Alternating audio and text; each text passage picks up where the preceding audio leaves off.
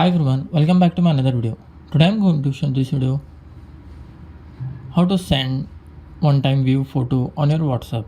So before going to start the video, if you're not subscribed my channel, please subscribe. So let's start the video. Guys, if you want to send one-time view photo on your WhatsApp, so I'll show you how to do this. First of all, you need to open your WhatsApp.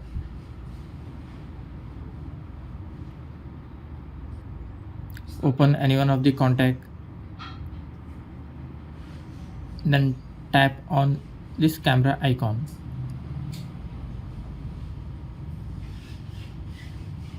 Then you need to click a photo. In right side you can see one option.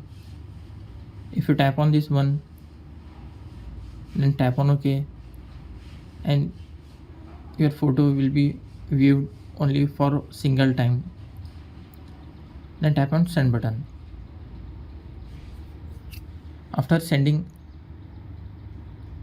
then your one-time view photo will be sent to your contact. That's it guys. So in this way you can send one-time view photo on WhatsApp. Thanks for watching. Hope if you like this video, please like, share and don't forget to subscribe.